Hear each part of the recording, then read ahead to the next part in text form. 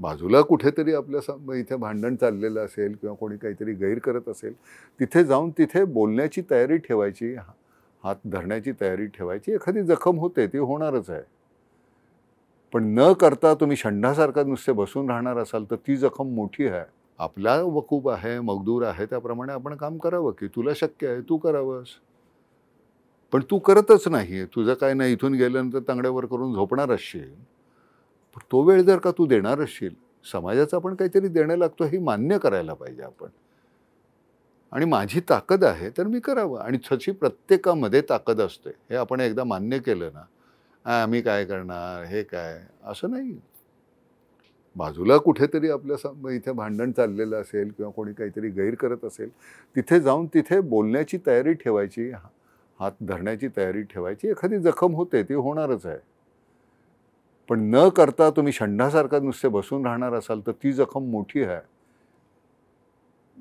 कारण त्याच्यानंतर तुमच्यामध्ये येणारे जे वंध्यत्व आहे ना मानसिक, त्या वंध्यत्वासकट तुम्हाला आयुष्यभर जगावं लागणार आहे आणि रोज मरत राहणार मग तुम्ही. पण ते काही नाईलाज आहे. आता तू तसंच जगायचं ठरवलं असं मग जग. कलाकार म्हणून आता नानांना काय करायचंय? काही नाही, मला जे वाटायला येईल, माझं हे माध्यम आहे, या माध्यमाद्वारे मला जेवढं सांगता येईल तेवढं मी सांगण्याचा प्रयत्न करेन. ज्या दिवशी माझ्या आजूबाजूची विसंगती संपेल, समाजातली धर्म जात ह्याच्यामध्ये अडकणं आमचं संपेल, त्या दिवशी मला ह्या कॅमेऱ्यासमोर काही बोलायची गरज नाही वाटणार. पुन्हा मला माझ्याच पद्धतीनं माझ्या घरामध्ये मी माझे देव पूजावे, जो कुठला धर्म आहे तो पाळावा.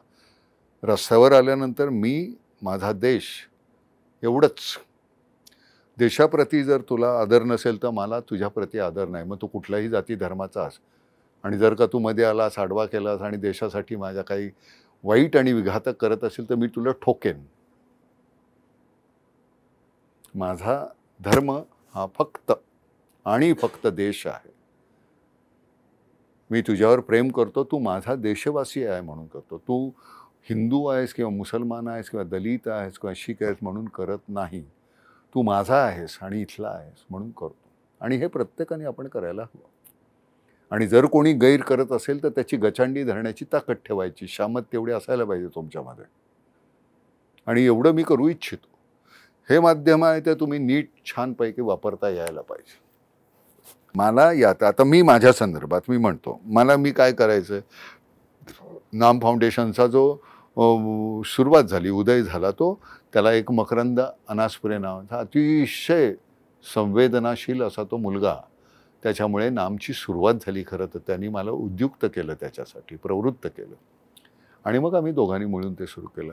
आता हे आजूबाजूचे जे आहे जे ना, ते न संपणारं काम आहे. तर नेमकं कुठल्या गोष्टीला तुला एवढं आहे, इतक्या गोष्टी आहेत, इतक्या विवंचना आहेत, कुठली विवंचना दूर करण्यासाठी मला माझं आयुष्य मधलं त्यातला काही काळ मला घालवावा असं वाटतो, असं तर तुला कुठं वाटतं?